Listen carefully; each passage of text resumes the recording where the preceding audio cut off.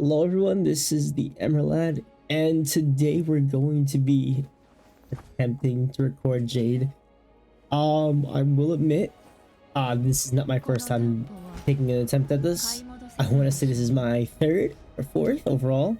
I tried 2 times when she came out, and I just couldn't. So I'm trying again. I'm gonna try again. We're gonna be trying her in the newest Pure Fiction that's out right now, because I think that's, well, it is her best place to thrive, and I don't think there's any way of getting around that. So, we'll talk about what the character does. This will probably take a more like time in the video than the actual gameplay itself. So, Jade is a 5-star quantum Erudition character. So already she's not great because she's Erudition. So, there's that. Basic attack is one of the more unique ones actually, where it's actually a blast basic attack. The only other character that technically has this is Ching Chua enhanced basic attack, but that's enhanced. You have to actually get to that point. This is just standard, which is pretty interesting. Her skill, it's a support skill where you target a single target ally and they become the debt collector, which increases their speed by 30, lasts for 3 turns.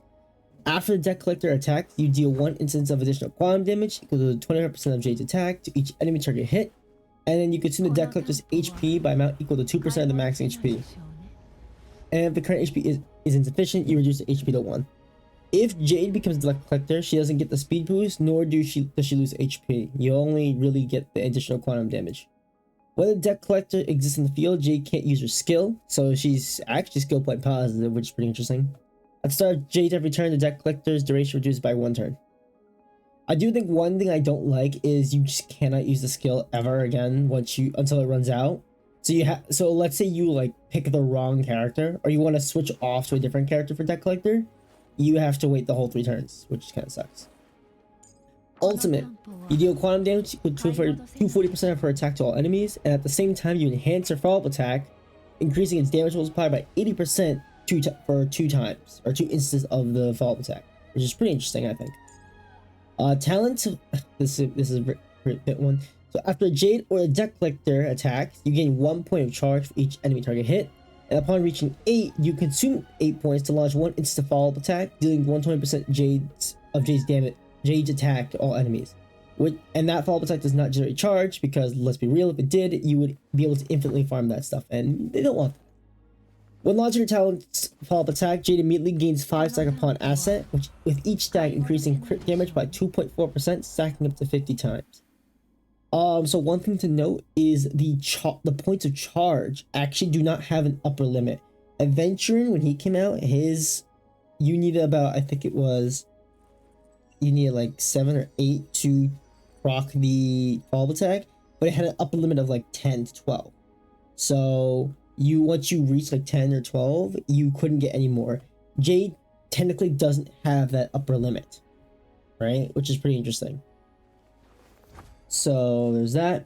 I also, with this crit damage buff, you get up to 120% crit damage, which would be a blessing for some characters. Unfortunately, just how it is. No, that's just how it is sometimes. Still a lot of crit damage though, I cannot lie. Was it 2 point? Was it 120%? I think it's 120. My math says 120. Yeah, 120. Yeah, 120. So there's that. I think it's pretty interesting overall. What do you went about that? The technique, you inflict enemies within a set area with blind fealty for 10 seconds. And those enemies will not initiate attacks on allies. When you enter battle with enemies with blind fealty, all enemies with that debuff will enter combat simultaneously. You deal quantum damage to equal to 50% of Jade's attack, and you immediately gain 15 stacks upon asset, which is pretty cool. So, light cone, yet hope is priceless. It increases the wearer's crit rate, not damage, by 60%. While the wearer is in battle, for every 20% crit damage that exceeds 120, the damage dealt by follow-up attacks increases by 12%, which stacks up to 4 times. So if you get 200% crit damage, you will max out. When the battle starts or after the wearer uses their basic attack, enables ultimate or damage dealt by follow-up attack to ignore 20% of the target's defense, lasts for 2 turns, which is pretty interesting. Here's a trace tree. we'll look into her bonus abilities. This one, when an enemy target enters combat, Jade gains 1 stack of pawned asset. When the deck collector character's turn starts, additionally gain 3 stacks of pawn asset. So you have more ways of stacking this up. Each pawn asset stack from the talent additionally increases Jade's attack by 0.5% up to, I believe it's 25%, which is pretty cool. And then when the battle starts, Jade's actions advance by 50%, so you can apply this buff here faster, which is cool. Here's what we're going to be rocking relic set wise. We're going to be rocking 4-piece Genius of Brilliant Stars to have some more damage defense ignore, and Duran, because I think Duran is just the best set for this character because she's going to be spamming follow-up attacks, so it works out. Eidolons, we do have her E1. I do have her E2, but I don't want to put it in. I'm going to be real with you. If you want me to throw this into the character, I don't know, get this to like 15 likes, I don't know. So E1, which I think is necessary for the character. Altruism, nevertheless tradable. The follow attack damage from Jade's talent increased by 32%. After the deck collector attacks and the number of any targets hit is either 2 or 1, Jade additionally gains 1 or 2 points of charge respectively.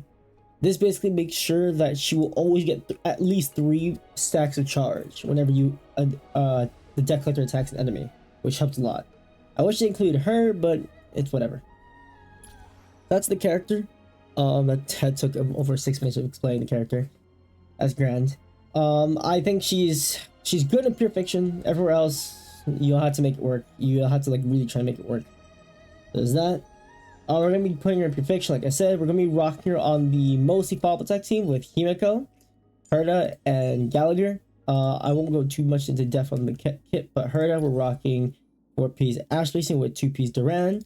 We're going to be rocking 4-piece Ash Spacing and 2-piece Sigonia because I don't have a Duran set for her, so I think Sigonia is the next best thing. And also I need that extra crit rate, so there's that. And then we're rocking Gallagher just for the healing. This is probably where I would put Ho-Ho instead of him because I think his healing in Pure Fiction is not good enough because it requires you to hit enemies with a debuff, which doesn't work here, right? Little Child would also automatically be good here because his field just lasts forever as long as he doesn't go first before anyone else. Yeah, it works. So there's that. That's the team we're rocking. I don't know how it's going to go, but we'll give it a shot. So I'll cut to when I get to the second node because that's, I think, her best area. And we'll see how she performs. God help us all. Alright, we are here node 2. No one took a while because that entire team, it just does not have ways AoE. But here we are nevertheless. So, I don't think this will be too bad, just because this entire fight is fairly break heavy with this team, so we'll see how it goes.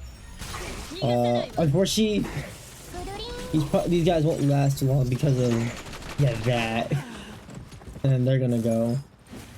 That's fine. So, the main thing we have to worry about here is just dying too fast. That's also the biggest issue. If he text the wrong people, we can absolutely just get folded. We'll do this. As you can see, she can do pretty good damage. Like, yeah, it's pretty. I would say it's solid.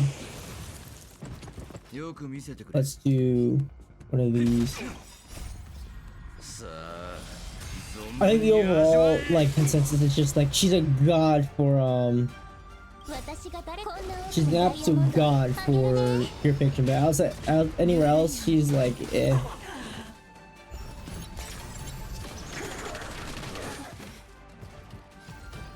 Let's do this. We'll get max charge from this because of the ultimate. See, she can do crazy damage if she feels like it. See? Yeah, casual. Yeah, casual. Yeah, my fault. That's casual. My fault. That's casual. And they're dead. And already we are now at the final fight, the final wave, and it's only been one cycle. So yeah, pretty average. I think so. I think so.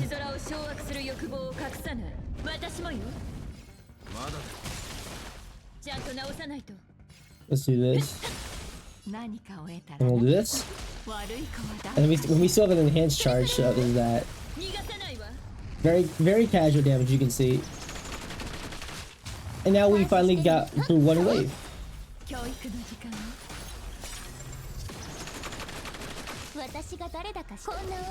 Unfortunately, we're only gonna get 5 here, so we won't be able to do any funny business here. We can check out what her stats are like in here. So we're currently at about 87 crit rate with 263 crit damage. So very casual overall, honestly. We are going to do this. I don't think I'll feel safe. Well, I had anything like that. So we'll actually... No, we'll do this, yeah. The Evolve attack comes first. As you can see, very casual. We'll do one of these. The only problem is we just don't do crazy damage to the boss here. Like with anyone that's not Jade or Herda, I guess to an extent. We'll do this. We get to do another follow-up attack. As you can see, it's very, very simple just to sit here and just watch them die. We are going to do this. This gives us a chance to heal here. We'll also just... I mean, we can also attack lower. I don't think it matters too much. Let's just do this. To break. Extra damage, why not? He's gonna do enhance, so we can't lower his toughness. Which isn't the biggest deal in the world, honestly. We'll do this. They're dead. Oh, well, hold on. Get these in. Get these in. As you can see, very casual. We'll do one of these. As you can, yeah, like I said, Jade is very good at Pure Fiction. Out to anywhere else though, and she's like, eh. We'll do this.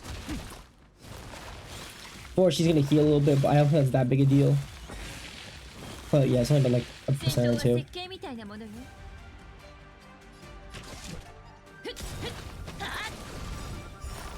That's fine. We'll be off this. Yeah, she doesn't do the crazy damage in the world. That's just what we have her with. She's mainly here just so that everything else can proc. We'll do this. Gonna do a bit of damage to us. Yeah, we're fine though. We'll do these. And then we'll do the very funny business where everything just kind of dies. And now it's just him left. So let's do this.